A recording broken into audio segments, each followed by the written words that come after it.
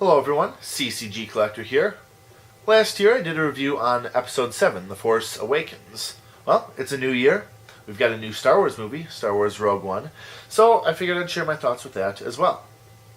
As you may recall, I thought Episode 7 was derivative and uninspired. It was Star Wars, but. You had stormtroopers, but they looked a little bit different. You had Tatooine, but it wasn't really Tatooine. You had Han, Luke, Leia, but they're not really the main characters. You had 3PO, but his leg was red. X-Wings that weren't really X-Wings. Death Star that wasn't really Death Star. So it's Star Wars, but not quite.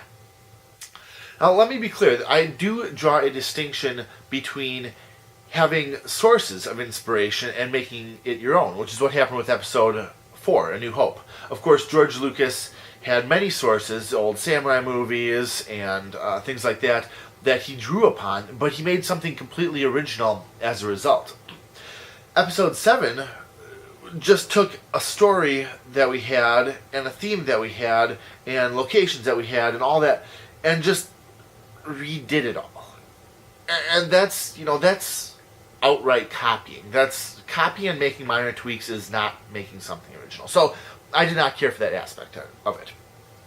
Fortunately, Rogue One did not do that. Rogue One took inspiration, of course, in terms of stories and plot lines, but all of the movie, I feel, was its own. Now, there were a few things I didn't like about it, right? I didn't like that there was that prologue section of it. I didn't like the entire first act. Star Wars has always been 3 paragraphs of text, drop you into space, go right from there.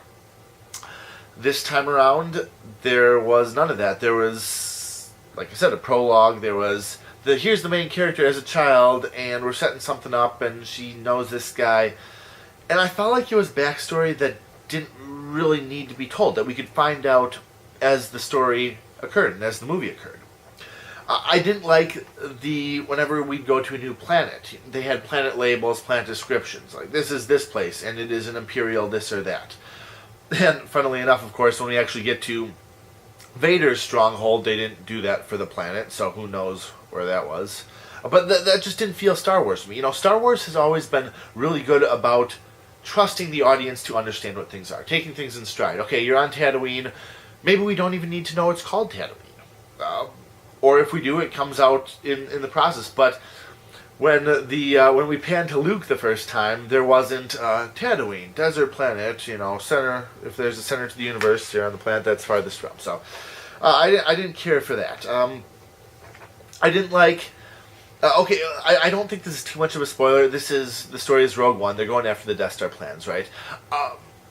Midway through the movie, it comes up that the person who made the plans actually designed the weakness into the plans, which to me is explaining something that doesn't really need to be explained. Okay, reactors are hot, they produce a lot of heat, so you need an exhaust shaft for all that thermal energy, a thermal exhaust shaft, and it's got to go to the surface, In the story, they knew about it, they ray shielded it, they put it in a trench that who's going to get there. And I think it was just a necessary evil of having such an immense source of power in a space station like that. And the fact that you had a handful of fighters make a 1 in a million shot on it speaks to the rebellion and their ability to break apart those plans and actually determine where the weakness was, rather than, someone put a weakness in, just here you go, shoot it. So I didn't care for that, of course. I didn't like the cameos that were kind of, wink, wink, nudge, nudge. If you know Star Wars, you know this. Like when they bump into Dr. Evazan and Ponda Baba in that one alleyway. When they have 3PO and R2 saying, they're always going off on some mission or another. When they had, what was it? Someone started to say, I have a bad feeling about this, and it was cut off, because of course every Star Wars movie someone has to say that. So I didn't like that. If you haven't seen the movie, you've probably heard that Darth Vader makes a pun in it. And I don't dislike it because it's a pun. In general, I don't care for puns. But I feel that it wasn't intended to be a pun. That it was intended, Darth Vader was trying to make a statement saying, hey, person who I'm talking to. I know what's happening to you. I know why it's happening to you. Don't cross me. And I think it was just bad writing, poorly executed. I get that Darth Vader has a darker sense of humor. Well, with his, apology accepted, Captain Needa, and all that, after the fact, when it doesn't really matter for Captain Needa anymore. So, yeah, he's always had that side to him, but it's never been an outright pun. So I didn't care for that. But all in all, I mean, those are fairly minor things.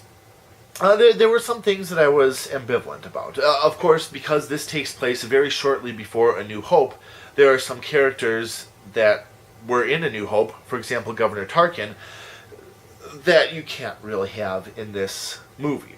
So, what do? They put CGI Tarkin in there. For what it is, it works well enough. It's not great. It's kind of that uncanny valley look to it, but it works okay. I don't know if I like it. I don't know if I didn't like it, but it wasn't bad. I mentioned Vader before. I don't know that he needed to be in the movie, but I don't think the movie really hurt because of it. So, ambivalent about that. And finally, the way the movie ends, okay, I'm all for having a solid, self-contained story. I think that's great. I think if you can do something without relying on prequels or without relying on sequels, and yes, of course, you need to understand the context of Episode 4 for this, but if you can have a movie that's wrapped up within itself, or a story that's wrapped up within itself, I think that's fantastic. I feel like they were a little too tidy at the end with making it self-contained. In other words, I feel like they did a good job of eliminating all possibility of there being more to this movie, more of us seeing more of this crew. I wasn't hurt by it, I just felt they didn't need to go to the extents that they did. But there were a lot of things that I really liked about Star Wars Rogue One. In fact, I went into the movie, as I often do. I'm you can tell from my last review, I'm a critical person. I assume something is bad until I'm proved wrong. Until it's proven itself for me. So I did go into Rogue One with not very high expectations. The trailers looked okay. But the trailers for a lot of things look okay, and we see how they turn out. But I did find myself really liking it, and there were several reasons that I really liked it. First of all, we have only one plot, one main plot, and that was something A New Hope did very well, and that was why it was so successful of a movie. Yeah, you had different perspectives, okay? Sometimes you'll see the plot from Vader and Tarkin's point of view. Sometimes when they were attacking the Death Star at the end, you saw it from the Rebel base, you saw it from within the Death Star, you saw the fighters actually making their attack runs, but it was all the same plot. Empire Strikes Back, now you have Luke going off to Dagobah, and you have Han and Leia and the rest going to Cloud City. Now you have two plots. Return of the Jedi, you have a space battle, you have a ground battle, and you have Luke and Vader and the Emperor. Now you have three plots, and so on. So, the fact that there was only one plot throughout the entire movie was fantastic. I love that kind of direction and focus in storytelling, so I really appreciated that. There were a lot of cameos that did make sense. I had mentioned I didn't like the inside joke kind of cameos, but when we saw Red Leader leading a fighter attack, in fact, I'm almost positive they reused dialogue, or at least cut dialogue, from Episode 4. I'm fairly certain that they used unused footage for parts of it when they're showing the cockpit view of the pilots. So when Red Leader is in there, I think that made a lot of sense to have him in the movie. I like it. It's not a, hey, if you know Star Wars, you should know who this guy is, but more of a, he's a member of the rebellion. He is Red Leader, so he would be leading this squadron, and what do you know? There he is. So I like that. I did like, there's a droid in there, a rather pivotal character, K2SO, I think he's called. He is what they call a deadpan snarker. And what that means is this robot says a lot of things that he's being serious about, but because of the situation, it comes off as humorous to the audience. So, for example, there was one time when he told the main character, he said, "You know what? You're going on this mission, and I am behind you 100%, all the way. Because my boss told me I had to say that." And I don't know, little things like that, it didn't feel too over the top. None of the humor with that droid felt forced. They felt like a natural part of his character. So I really appreciated that. And I liked that the Star Wars universe felt realistic. It didn't feel like, you have these crazy planets or insane, like, for example, take episode 1, where they were fighting in the Naboo Theed generator. You got these big arcing things of electricity, and it makes a very spectacular setting for a lightsaber battle, but not a very realistic or relatable one. Episode 3, they're fighting on an active volcano on a lava planet. That's a little over the top, Here, it felt like what you would expect. It felt like you have a planet that it has aliens, it has humans, it has an Imperial presence as its garrison or its police force. It felt the right sort of realistic. There were some Force, not users, but Force-sensitive people, but they treated it kind of how you'd expect, that it was a cultish religion, that they had some sort of different perspectives on it. They didn't carry lightsabers, but there was something a little bit different about them. Like they're monks, or they're some sort of religious sect. And that was how people viewed the Force in that time. Remember that officer on the Death Star, "Don't try to fool us with your sorcerer's ways, Lord Vader, your sad devotion to that ancient religion," and so on and so forth. That's how people viewed the Force, because that's how it manifested itself. To actually have a Jedi is a very rare thing. Very rare, especially, after the Empire and the Sith took them all out. So I thought that was handled very well. And really, that's what makes this movie Star Wars to me. I liked the characters. I liked the plot. I liked how things developed. Some things were over the top. In terms of when they actually retrieved the plans, it was a little bit convoluted. Maybe more to it than they should have had to do. But overall, I liked it. And what really resonated with me was that it felt like Star Wars. This is my Star Wars. This is not Star Wars and there's something else to it, or Star Wars, but things are a little bit different. If you're playing a Star Wars role-playing game, this is the Star Wars you would expect to see. You drop down on a planet, you have your stormtroopers here, you have your aliens there.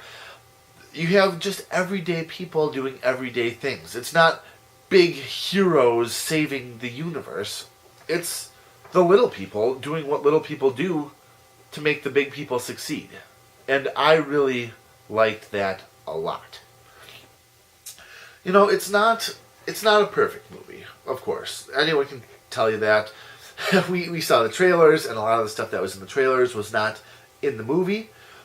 Even, it sounds like there were a lot of last-minute cuts and changes. But, again, it was not a perfect movie. It was a good movie. It was a movie that I feel, if you don't know Star Wars, you don't know the context of it and why they're doing this, it might lose you a little bit. But that's the same with any movie, right? I remember many years ago now, my friends took me to see Harry Potter, The Order of the Phoenix, I believe, which was movie number 5. I hadn't read any of the books, hadn't seen any of the movies. I was dropped into it, and it didn't resonate with me at all. And why should it? I didn't know anything about it.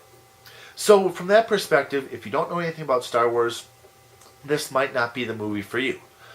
But as a part of the Star Wars universe, as the visualization of a story that we're told happened but never got to see, I think it did a very good job. So, what did you guys think? Have you seen the movie? If you have, absolutely share your thoughts with me. If you haven't, I would definitely recommend going out and seeing it. Force Awakens, I would have said, it's Star Wars. Go out and see it for the Star Wars experience, but don't go in with high hopes. This, I would say, go in, watch it. it's a good, solid movie, in my opinion. So I am the CCG Collector. Thank you all for watching, or I suppose in this case listening, and I will see you all next time.